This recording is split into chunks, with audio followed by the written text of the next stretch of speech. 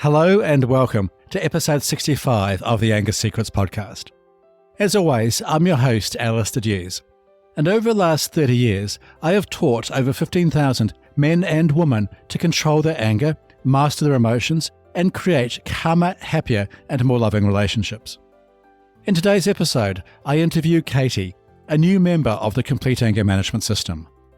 The Complete Anger Management System is my comprehensive online anger management coaching program that will teach you to control your anger, master your emotions, and create calmer, happier, and more loving relationships far faster and more effectively than you may think possible.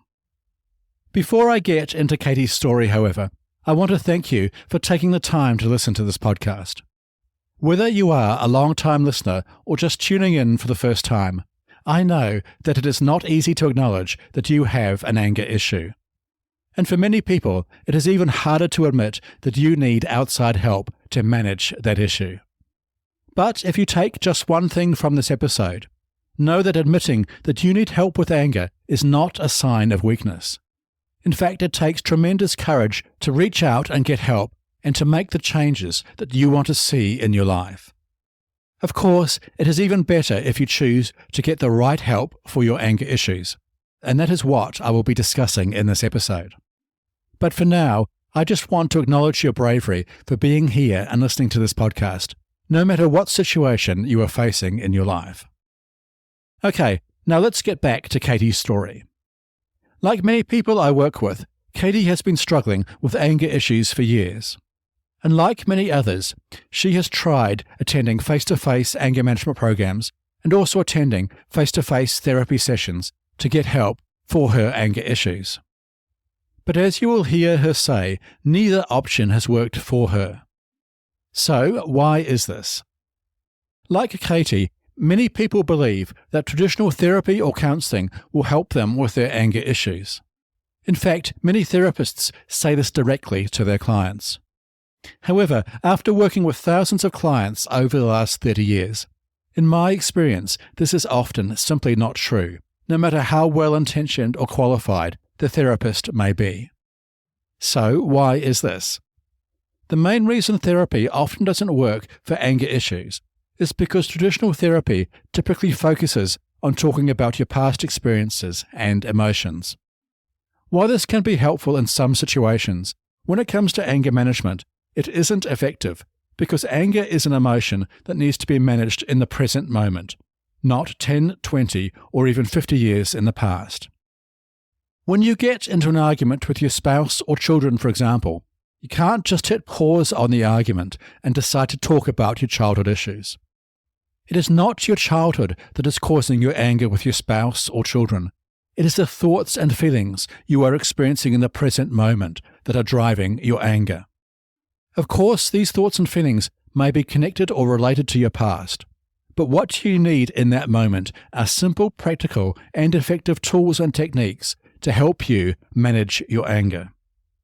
Unfortunately, many therapists are simply not aware of these tools and techniques. In my own therapy training, for example, over 30 years ago, which consisted of a 3-year full-time training course, we never discussed how to help clients deal with anger issues even once. And I know the same is true of many other therapy or counselling training courses even today. This is one reason why traditional therapy typically falls short when it comes to effectively helping individuals manage their anger, as most therapists simply have never been taught the specific tools to address and manage anger issues. Another reason is that traditional therapy focuses on understanding and processing emotions, rather than giving you practical anger management tools that you can use in real-world situations. I sometimes say to clients that this is kind of like trying to put out a fire with a textbook on fire extinguishers, instead of actually using the fire extinguisher itself. As you can probably guess, this does not end well. Okay, I hope that is helpful for you to know. Put bluntly, when it comes to anger issues, therapy can easily be a waste of time and money. So, what should you do instead? To answer this question, let's get back to Katie's story. Like all people I work with, Katie was brave enough to take action to address her issues with anger. This is a courageous step. As she says in her interview, her motivation, at least in part, was to help her daughter avoid experiencing the same anger, abuse, and violence she had experienced as a young girl. Helping break the cycle of anger, abuse, or violence that is passed down from generation to generation is the best motivation in the world to deal with your anger issues. And I am so proud of Katie for taking this step. With all that said, let's jump into my interview with Katie. So just tell me a little bit about yourself. So I am 35 years old. I have a daughter and I've been with my partner for about 10 years now. And I decided to join your anger management course because my relationship, it was getting really abusive.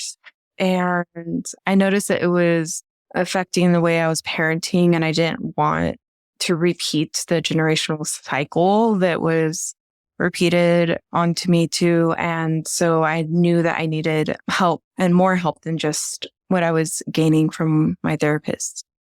What kind of behaviors were you concerned about? I was worried about verbal abuse, possibly I consider spanking like physical abuse. So I was worried about getting to the point where I okayed spanking. I didn't want to do that with my daughter. Also, our relationship with my partner, it was barely hanging on. And we were talking about splitting up and co-parenting. And I also didn't want that for her either. Yeah, thanks for that. So how has starting the course been for you? It's been really good. I've been doing really well and my partner has noticed a change and it's been helping our relationship. And my daughter has even noticed a change too. Things I used to just snap at or a lot of fights that we would get into in front of her have decreased drastically. That's awesome. What do you think you're doing differently? I think the most helpful is the early warning signs, being aware of them and noticing where I am on the tension scale and then using the positive self-talk to get out of where I am on the tension scale. And the anger diary also helps a lot. I'm able to look back and not only see my progress, but also see what I was angry about and self-reflect. So are there any common themes in that? Like something being getting you angry consistently?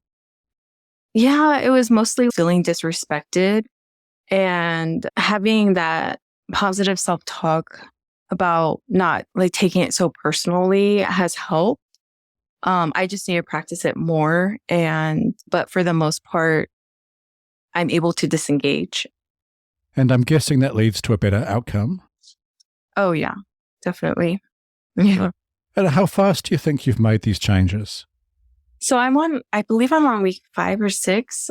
Around week 4 is when my partner said that he started seeing me improving with my awareness and not so angry, not so much on edge.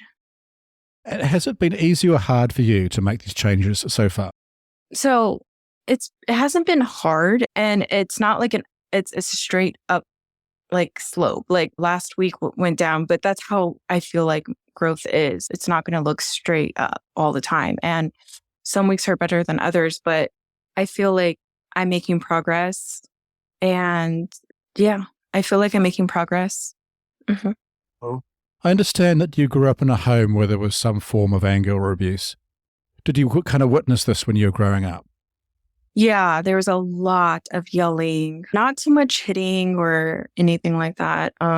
But my parents fought a lot, every day pretty much. And my dad would always yell at me and my sisters a lot.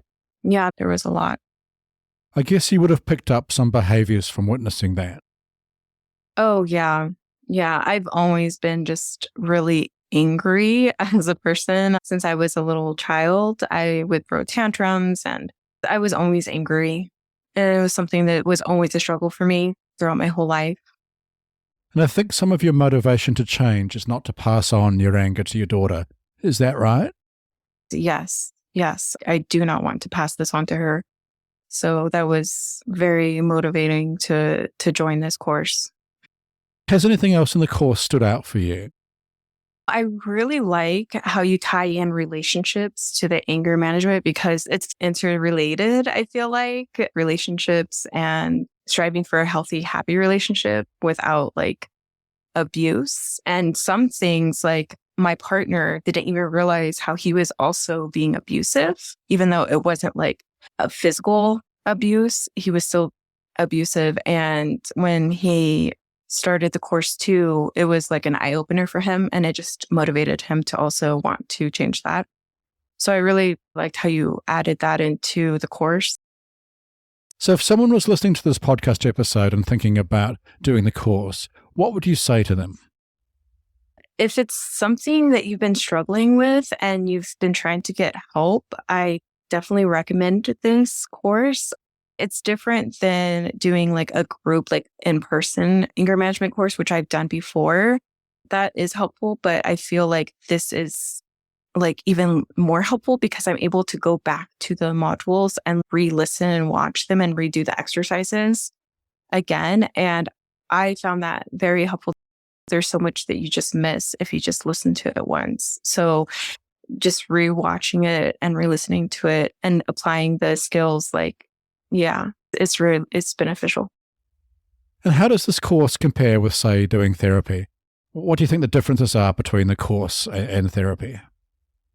There's just so much more dedicated to like your anger versus in therapy, it's like your childhood trauma and other things, like trying to dive into that and what caused this and that. And for anger management, specifically catered to your anger and finding the skills that work for you, that help you. And it focuses on that. I feel like also that you have more skills to give and provide versus a therapist. I've asked my therapist for skills multiple times and they give me the same thing. It's little superficial, like just square breathing, things like that. I feel like you dive into it a little bit more. Okay, thank you. Is there anything else you'd like to say? Yeah, I'm just really happy that I did this course, that it was really beneficial to my family and myself. Okay, again, I would like to thank Katie for being brave enough to address her issues of anger and to make real change, and also for being brave enough to share her anger management journey on this podcast. I know that there is more work for Katie to do, but she has made a great start, and I am confident that she will continue her learning, benefiting herself, her partner, and her daughter for years to come. If you are struggling with anger issues, I know that you can do the same. As I mentioned in the introduction to this episode, if you are struggling with anger issues, please reach out to me via my website, angersecrets.com. On this website, you can either schedule a free 30-minute anger assessment call with me, or download my free training on how to break the anger cycle. Either way, I look forward to helping you control your anger once and for all. Okay, that's all for today's episode on why therapy won't help with anger issues. Be sure to tune into the next episode where I discuss the important topic of how to take responsibility for your actions.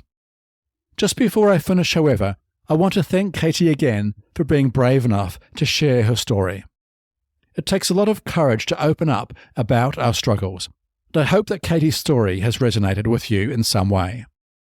Remember, you are not alone in your anger management journey, and there is always help available.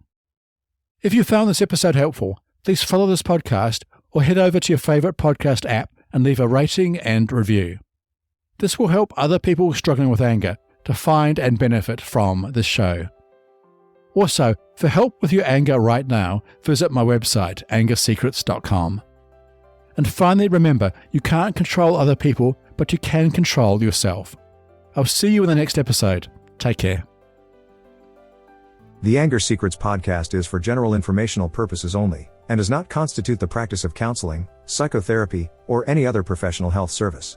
No therapeutic relationship is implied or created by this podcast. If you have mental health concerns of any type, please seek out the help of a local mental health professional.